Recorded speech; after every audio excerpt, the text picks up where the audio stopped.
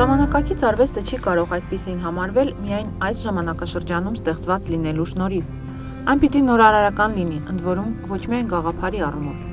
Հոկտեմբերի 9-ից Գաֆէսճեան արվեստի կենտրոնի արծիվ սրահում գործում է շունչ ցուցադրությունը։ Այստեղ ներկայացված են Թումո ստեղծարար տեխնոլոգիաների կենտրոնի Արդեան դիզայներական ստարտափի անդամների և կենտրոնի դիզայներական դասընթացների մասնակիցների աշխատանքները։ Նախագծի ղեկավարը ճարտարապետ, արվեստագետ և դիզայներ Վազգեն Բրուտյանն է, որը 2 տարի առաջ Երևան է տեղափոխվել Լոս Անջելեսից։ Այս կտավներն իրականում կտավներ չեն, սրանք թվային եղանակով ստացված պատկերներ են, որոնք այնուհետև տպվել են, որից հետո որոշակի ձեռագործ մշակման ենթարկվել։ Ինստալացիան, որը պատրաստվել է հատուկ այս սրահի համար, այլաբանական լեզվով պատմում է ժառանգության և պատմության պահպանման, իմաստավորման ու վերաիմաստավորման մասին։ Հիմքում Գրիգոր Նարեկացու մատյան ողբերգության աղոթքների ժողովածուն է։ Մենք փորձել ենք վերցնել ինչ-որ հայկական է եւ գալիս է այն կոթողները, որ գալիս են եւ փոխանցում են մեզ մեր ժառանգությունը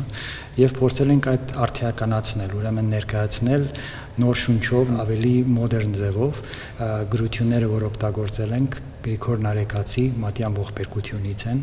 բույսերը, որ տեսնում եք մխիթար հերացի բույսերն են, ուրեմն այս բոլոր աշխատանքները այս երկու անձնավորությունների համադրումն են կարելի ասել, մեկը որ փորձում էր առողջացնել մարմինը, իսկ մյուսը առողջացնել հոգին։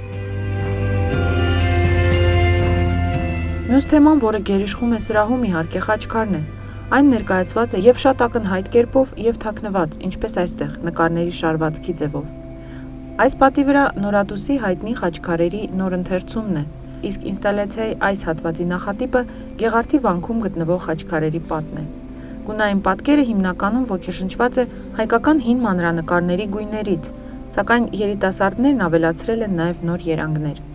Իսկ սև գույնն ամենևին ողբերգության խորհրդանիշ չէ այստեղ, այն ընտրվել է որդան կարմիրն առավել ցայտուն ներկայացնելու նպատակով։ Մենք որոշեցինք զարգացնել եւ բերել գունային ստեղծագործությունը 21-րդ դարի մեջ։ Այս պատը իրականության մեջ երիտասարդների մտքի թռիչք, ուրեմն նախ իր մասշտաբով ուզում էինք լինել ճարտարապետական եւ դրանից զատ իր գունային համադրությունը լիներ երիտասարդ եւ ներկայացնել ինչ որ մենք ասենք երևակայում ենք, որ Հայաստանն է այսօր, որպես նոր երկիր, նոր անկախացած երկիր։